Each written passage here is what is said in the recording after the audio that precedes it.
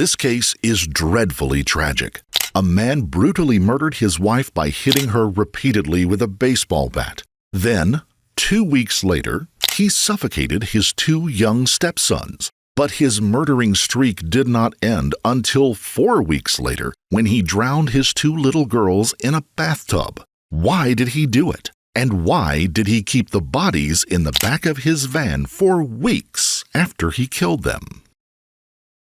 Before we start, we would like to send our sincere condolences to the loved ones of Casei Jones and her 4 children who fell victim to the abominable acts described in this case.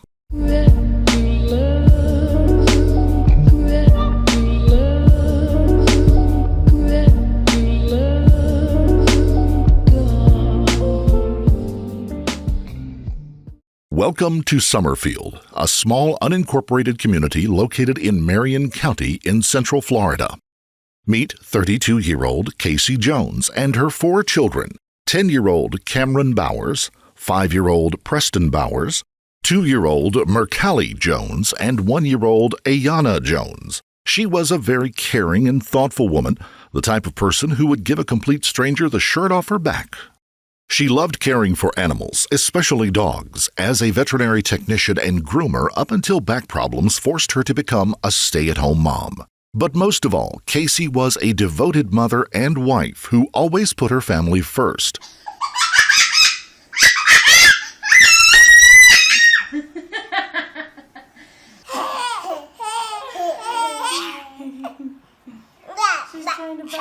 Especially her children.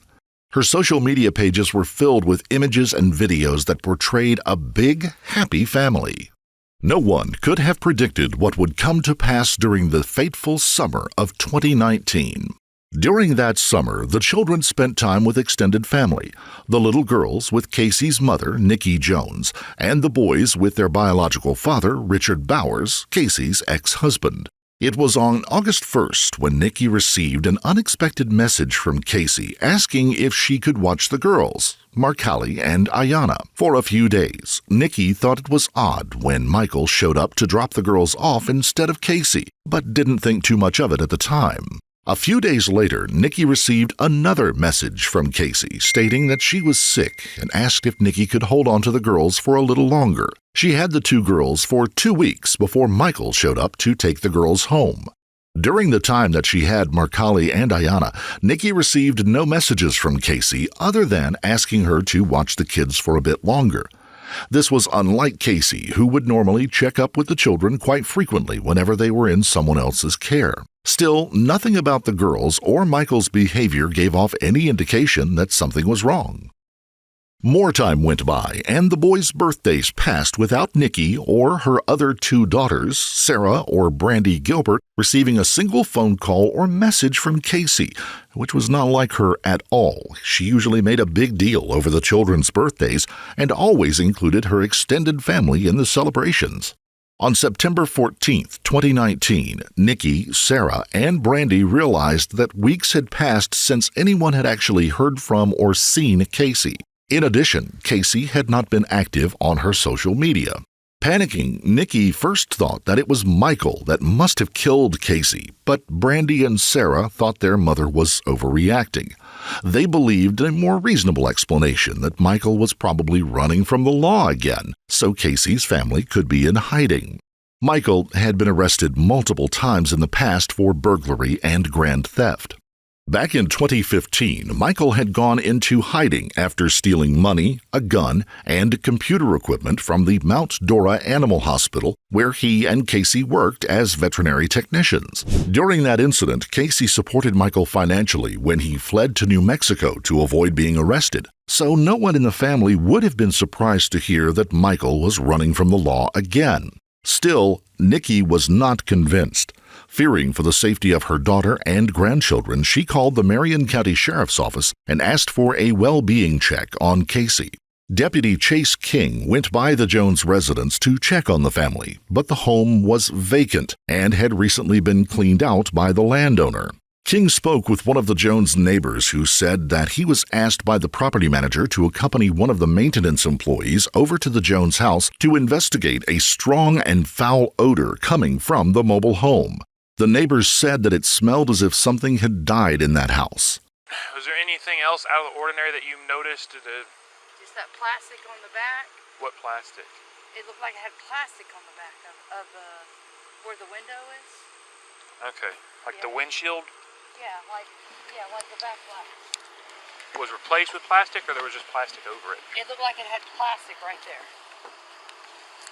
Like plastic. Are you talking about like see-through plastic? Yeah, like but it wasn't see-through. But it was kind of like an opaque saran wrap. It was like it was a plastic, but not see-through. My lieutenant's on his way. I don't know if he may want to talk to you. He may just talk to me and see what information I've gotten from you. Is there any other information you might be able to give me that would be helpful? That's all I know. Okay. It went that way. Towards Sharps Ferry, and then he went towards Baseline, right? Toward Baseline. And you're positive you turned left on Sharps Ferry? Turn left. Okay. Like I said, I do appreciate your time. If you wouldn't mind just hanging out for a minute, my lieutenant's on his way here. He's somewhere on this road. He's just got to find a spot here, so... On top of the bad smell emitting from the home, King noticed a small red stain on one of the bedroom floors as he peeked through the windows. After discovering the red stain, King called Sergeant Micah Moore to come and help him investigate the house further. With the property manager's permission, King and Moore entered the home. The smell permeated throughout the home, and they recognized it as the smell of human or animal decomposition. King and Moore noticed one of the bedrooms had a new parquet floor and baseboards installed. When they questioned the property owner about the repairs, they were immediately told to leave. Without a search warrant, there wasn't anything more they could do. So King and Moore contacted 2 more investigators. They briefed them on the situation, and they promptly began searching for and contacting family members of both Casei and Michael. With no clues to trace Casei or Michael's whereabouts, the sheriff's office posted a missing and endangered advisory on the morning of September the 15th for Casei and the children, and began working on getting a search warrant for their Summerfield home. During that time, the sheriff's office received a phone call from Casey's ex-husband, Richard Bowers, who had just discovered that the boys and Casei were missing. Bowers had picked up the boys from Michael on July 27th. It was always Casei who met up with him to drop off the boys, so Bowers was surprised to see Michael instead. Since he had recently fought with Casei over getting the boys for the summer, he chalked it up to Casei not wanting to see him and thought no more about it. Bowers kept the boys until August the 10th. Upon returning the children to Casei again, it was Michael who showed up. As Bowers was dropping off the boys, Michael took him by surprise by apologizing to him. Apparently, Casei had been telling Michael that Bowers was abusive towards her and the children when they were together. Michael had since realized that Casei was lying and felt a need to apologize for believing all of the things that she had told him. And I told him, and he remembered this saying, a few years afterwards, because he even quoted it to me. And this was as, I was bringing them to Georgia. But before we left the mall parking lot, when I had picked them up for the first time, he had said, "Richard, I just want to tell you, you told me something a few years ago that rings in my ears." And I had told him, I said, when we were in our altercation, I said, "Brother," I said, you freed me from 13 years of hell. Yeah. And I said, "Thank you." And he reiterated that to me. He reminded me of that. He said, "I want to tell you that I never forgot those words that you told me, because I know now what you meant to this very day." And, he just kind of gave me a brief history of, everything that he's put her through, about how if there's an 80-year-old woman walking down the street, he's got to hold his head down because she would accuse him of, trying to have sex with her, or pretty much any female, because that's what it was with me. Mm-hmm. But the part that was weird, sir, is he was really cool with me, like he was my homeboy or something, like we were best friends. And that's, I guess, it never dawned on me, of course now it does, but it never dawned on me at that moment that, it's almost like that was his apology for everything that he had done. And here I was, I took it hook, line, and sinker, because I'm a forgiving guy. I want to try to see the best in people.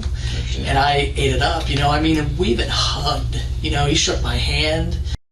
Though this apology, along with Michael's sudden friendly behavior towards him, was shocking, like Casey's family, Bowers didn't pick up on any clues that Michael was giving him that might lead him to believe that something was wrong.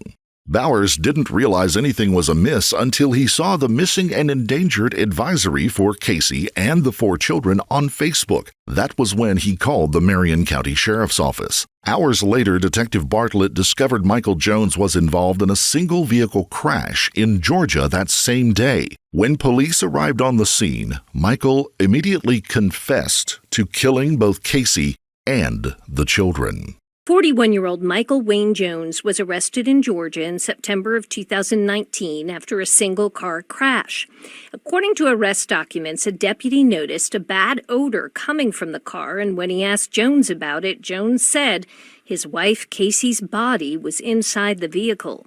Jones then took investigators to a wooded area where he had disposed of the children's bodies in totes and suitcases. Detectives say Jones told them he first killed his wife with a metal baseball bat.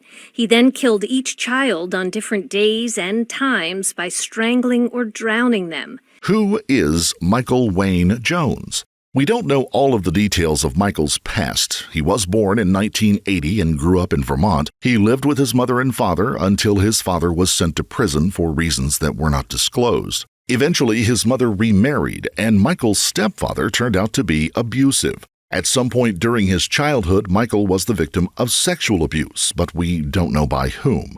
Michael grew up struggling with depression. He was prescribed the antidepressant Wellbutrin, which is used to treat major depressive disorders. We don't know when he started taking the medication, but he was definitely taking it in the year he murdered his family. Though Michael had stayed in touch with his mother throughout his life, they were never able to establish a healthy relationship. For 5 years, Michael was in the United States Navy and also served with the Marines in the medical field. Not long after getting out of the military, Michael married his first wife, Sarah. The couple had 3 children together. For work reasons, the family decided to move to Central Florida around 2011. Sarah got a job working at the Mount Dora Animal Hospital in Orange County. Eventually, Sarah talked the owners into giving Michael a job at the clinic as well. Michael had a positive reputation at the vet clinic and was well liked by the owners and staff. In 2014, Casei Jones, then having the last name Bowers, was hired to work as a veterinary technician. It wasn't long before Michael and Casey had an affair, and both ended up getting divorced from their first spouses as a result. In 2015, Michael's true colors began to show. The owners of the vet clinic realized Michael was manipulative, deceptive, and had been making sexual advances towards female staff. After learning of all of this, the owners fired him. In retaliation, Michael snuck into the clinic and stole the items that we mentioned previously. Though Casey witnessed Michael's manipulative and deceptive personality, she stayed with him, and they were married on Halloween in 2017. Casei Jones was born the same year Michael and Casey married. Ayanna was born the following year. Less than a year after Ayanna was born, Michael would murder his wife and all 4 children. On July 10th, Michael and Casey got into a heated argument. According to Michael, Casey accused him of cheating and came at him with a baseball bat. She pushed him with the bat, and then Michael pulled it from her hands and began to strike her repeatedly until she died. Michael took her body and hid it in his bedroom.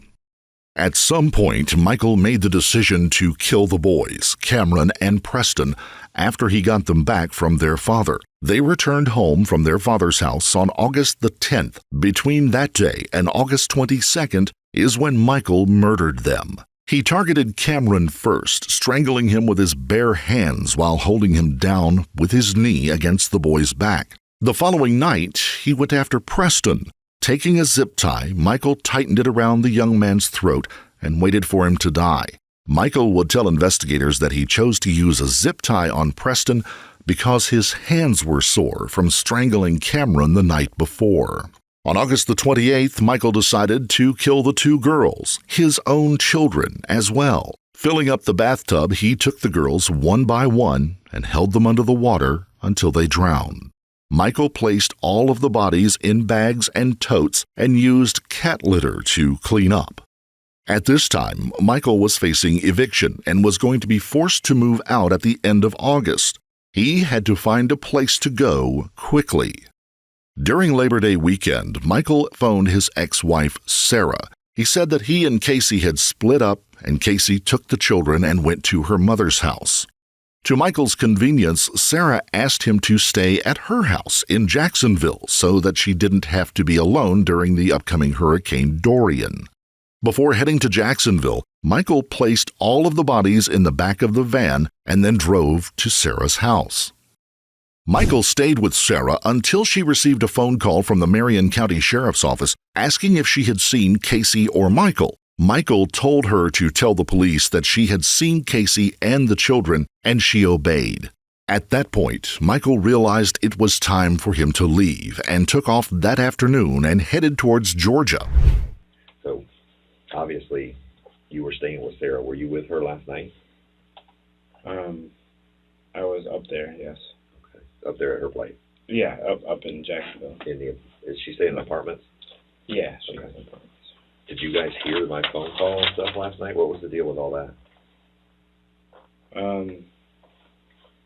She woke me up early morning and asked me what was up with, is there any reason why Marion County would be, looking for you?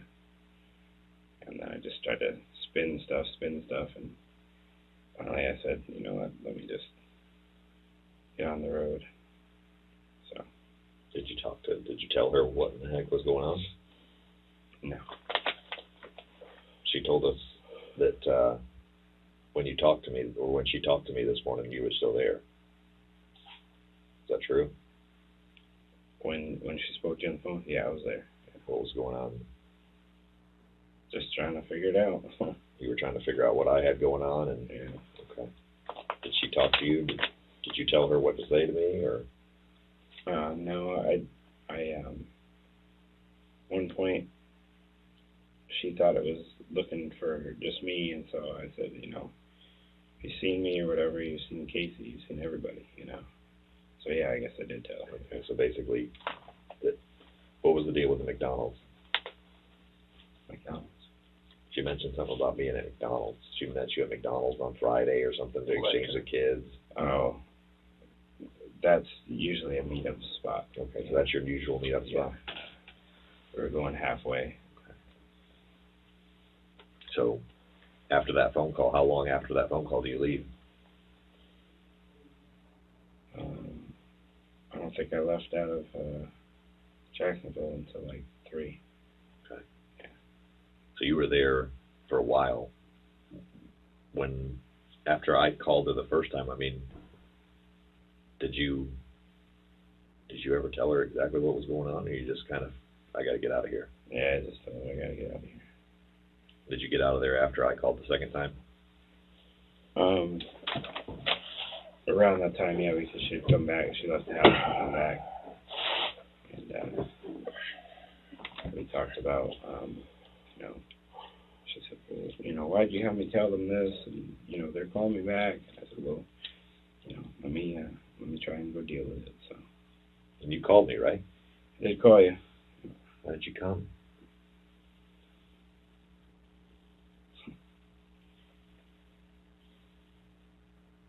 What do you think was going to happen today after you left? What was the plan? Between September 1st and September 14th, Michael had all 5 bodies stashed in the back of his van while staying with Sarah, who was completely unaware. Once he entered the state of Georgia, Michael took the children's bodies and hid them in a wooded area near the highway, but for some reason he left Casey's body in the back of the van. Not long after getting back on the road, Michael ended up swerving off the road and crashed his van while checking his GPS. Michael received minor injuries from the crash and made the choice to call 911. When police arrived, he made no attempt to hide Casey's body. He immediately told police that he had murdered his wife and that he had her body in the back of the van. Michael also told police about the 4 children, what he had done, and where he hid the bodies. Michael was arrested and taken in for questioning. During the interrogation, police were surprised to find Michael calm, collected, and cooperative. Michael was first interrogated at a Georgia police station. During that interview, Michael stated that he had murdered Casei. He had pretended to be her by using her phone to send messages to family members. I had her phone for a while, and I would text and pretend to be Casei. And What's Casey's phone number? So then you're answering text messages back and forth, and yeah, so. He also created posts on Casey's social media accounts to give the impression that she was still alive. So you're pretending this whole time to be Casei obviously on Facebook too, because you got some like collages that you made or something on Facebook and posted them. And Michael told investigators he considered turning himself in before he had murdered his daughters. He sat parked in front of the city hall in Marion County, Florida for quite some time. Up by the city hall, looking down at the police department, which I believe is Marion County Police Department. okay. I sat there for several hours with my daughters and turned myself in, What stops you from turning yourself in? Just this basic fear that, you're going to end up in the situation you're in right now? Yeah.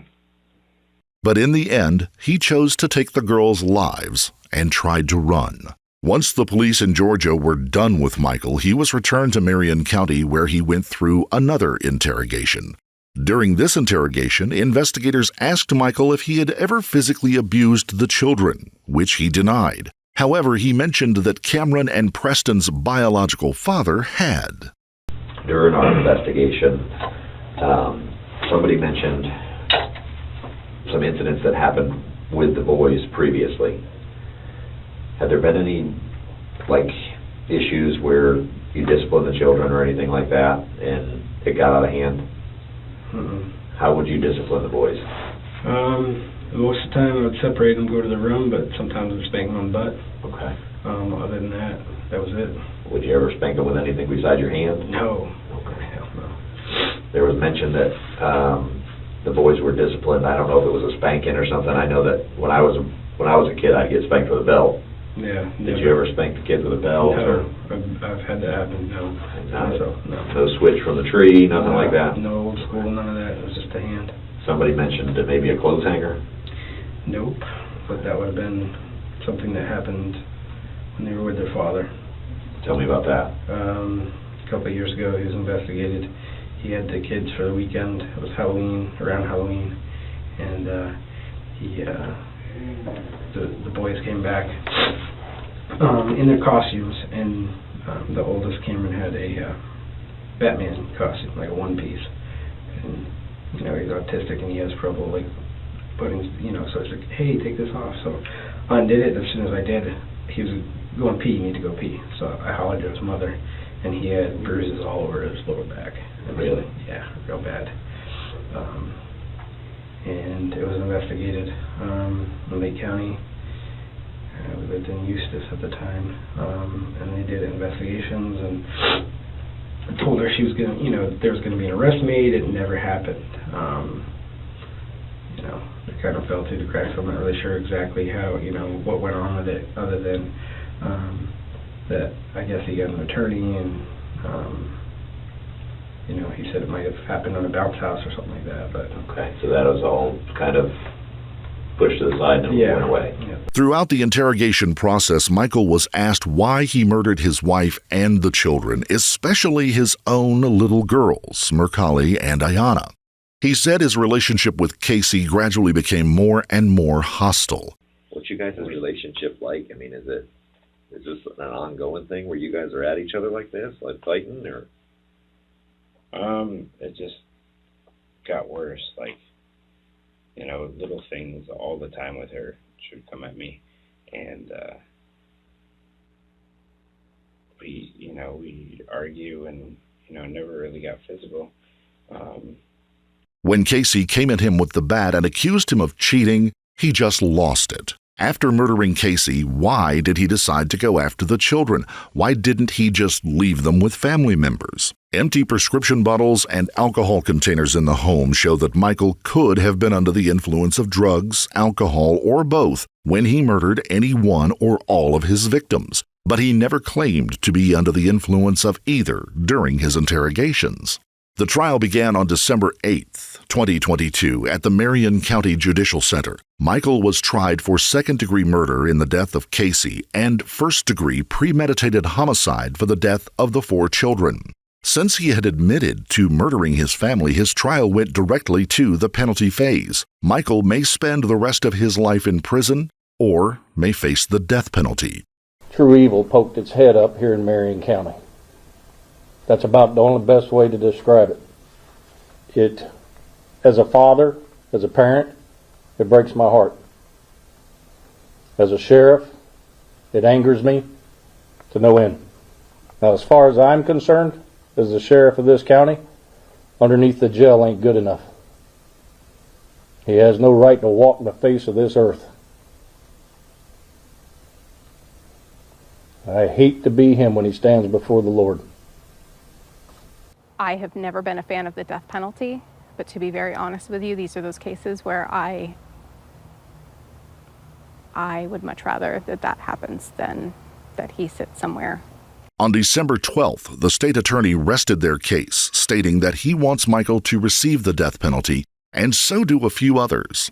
The state attorney explained to the jury how, in detail, Michael had brutally killed each and every member of his family without remorse. While the state attorney works hard to get Michael the death penalty, the defense attorney is fighting to keep Michael alive and have him spend the rest of his life in prison instead.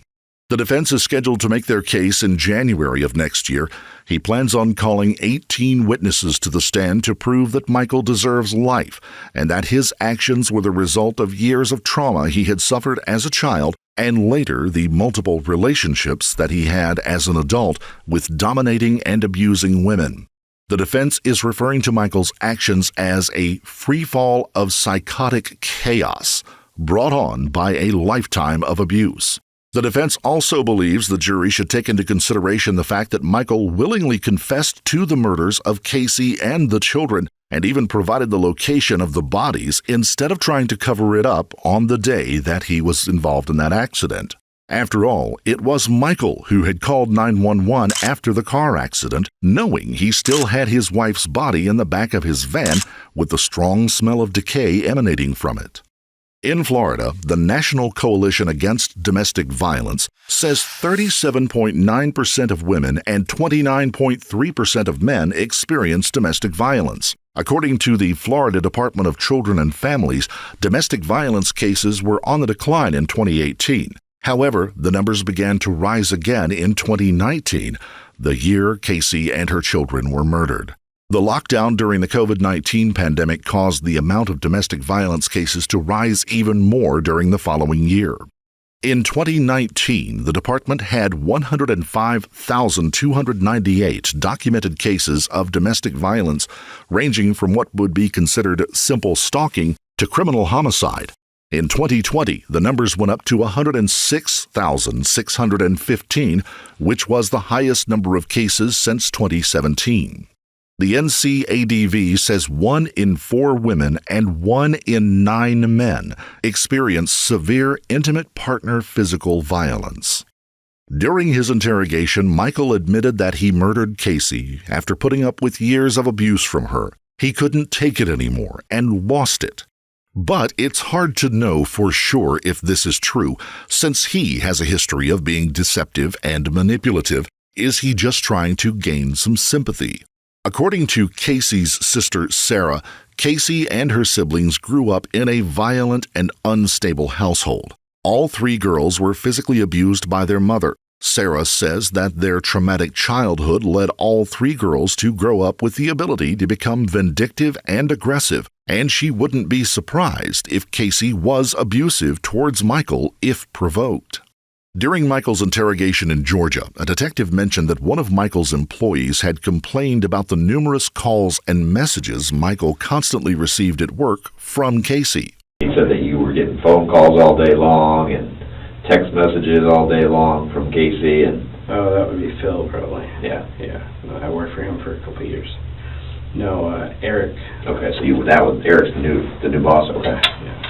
Casey's ex-husband, Richard Bowers, also said to Marion County investigators that she was physically and verbally abusive towards him during their 10-year marriage. I remember a time when we were back in Indiana, it was only Cameron at the time, who was my oldest. He was on the couch, and I was on the phone with my mom, just talking to her, and, she comes up behind me, rips out the phone cord, grabs a knife, chases me around the whole townhouse. I run upstairs. I mean, keeping granted, this is in the winter time, up in northern Indiana, so it's cold. I had to open up a window, please. I mean, I was screaming, for my life. And, the cops came.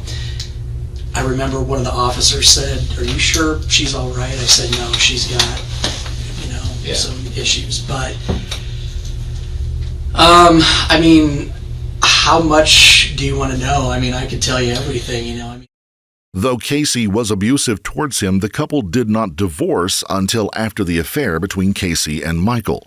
Richard Bowers never claimed that Casey was abusive towards the children, and he did not try to take sole custody of them, but opted for joint custody instead. Bowers told investigators he did not like nor trust Michael, and that his eldest son Cameron had once told him that Michael abused both the children and Casey. Bowers goes on to say that he was well aware that Casey and Michael had a history of long and violent arguments. Yet none of this information seemed to discourage him from leaving his children in Michael's care. With all of this supposed knowledge of the abuse in the Jones household, why didn't Richard Bowers do something to ensure the safety of his own children? Perhaps because he wasn't putting much effort into being in their lives in general. Casey had the children most of the time, and Bowers did not consistently make time for the boys. A text message argument between Bowers and Casey accuses Bowers of going an entire year without seeing his children. So I reached out to her originally June 5th at 5:50 p.m. Okay. And what does that conversation entail? I told her, this is Richard. I'm reaching out to you regarding the boys. I'd like to know when they are off from school, and when do they resume back again, and what a good time would be to plan for picking them up for the summer. Thanks. And she goes, they have been out and will be back in August, and we will be out of town most of July. And she says they have been out and will be back in August for twice, the same thing. And so then I answered, good. Well, I'll need them for about 2 weeks, so please be sure to accommodate your scheduling so we can set a proper time for pickup. She says, that's good. After a year, you finally want to see them. You can get them anytime you want, before or after July. I have had plans that are paid for already that I can't change. And she says it's about July 3rd to the 23rd, and that was all on June 5th. And so then I responded back, This isn't any new information. You knew this time was coming, which is why you and I sought an attorney. Anyway, next time be mindful of the scheduling so you can plan accordingly. And she goes, I will not work around when it's finally convenient for you to have something to do with the boys. You have not contacted them in over a year, so I've already made plans for the summer. So as far as this time was coming, no, I had no idea, because you haven't even called them for their birthday or Christmas. So the lawyer was your idea. I have never kept them from you, and the lawyer also said that you give me a 30-day notice, and if I don't have plans, then you get them. You should have had plans months ago, as I did, so I plan around my work and around my college times off, which is in July. I won't be changing stuff. It's already paid off, which my lawyer already knows about. For someone that walked out without even telling the boys anything, you really tell me to be mindful. That's not fair. I'm sorry. The boys are important to you, but they are my life. Everything I do is for them. It has been your loss on what you have missed out on this past year, but I will not change anything in our life to fit your schedule. You are the one that abandoned them. You can have them anytime it's convenient for you, as long as I don't have plans with them. I can't stop their life because you want to come in and out whenever it fits you. No one ever noticed any aggressive or abusive behavior from Michael. Michael's ex-wife, Sarah, never claimed Michael to be abusive towards her or their children. The only person to claim that Michael was abusive was Casey's ex-husband. Casey's family believed they were a happily married couple. Even though they did not particularly like Michael, he appeared to be a doting father and husband. And Casey's social media pages were always filled with happy family photos and videos. No one thought to look for signs of trouble. None were found until it was too late. No doubt, unaddressed domestic violence played a significant role in the tragic events that occurred in this case. Casey's family continued to struggle with the loss of their loved ones. It has been more than 2 years since they lost Casey and her 4 children, and they continue to wait and see how this horrific tragedy will transpire. In court, Casey's sisters, Sarah and Brandy, talked about how close Casey was with her family and how badly losing her and the children has affected them all. Both of Casey's parents died without seeing their daughter's murderer brought to justice. Sarah said their mother wanted to see Michael get the death penalty. Sarah, however, disagrees with the death penalty. She sees death as an easy out for Michael and wishes him to spend the rest of his life in a cell with nothing but time to think about what he had done. What will the jury decide? Will Michael have to pay for his crimes with his life, or will they choose to have him spend the rest of his life behind bars?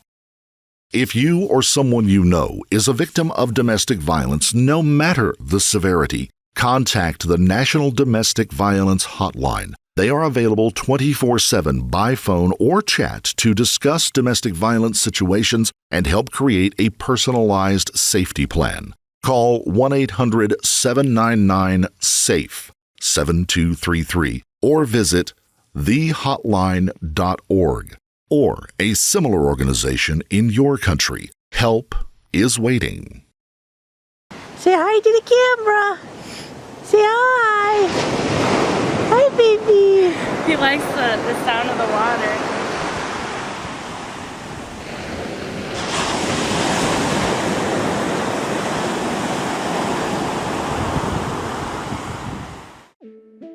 If you found this story compelling, don't forget to like the video, comment down below your take on it, and subscribe to the channel. Also, hit the notification bell in order to stay up to date each time we reveal a new shocking case. Until next time, stay safe and keep your eyes peeled. You never know what's lurking in the shadows.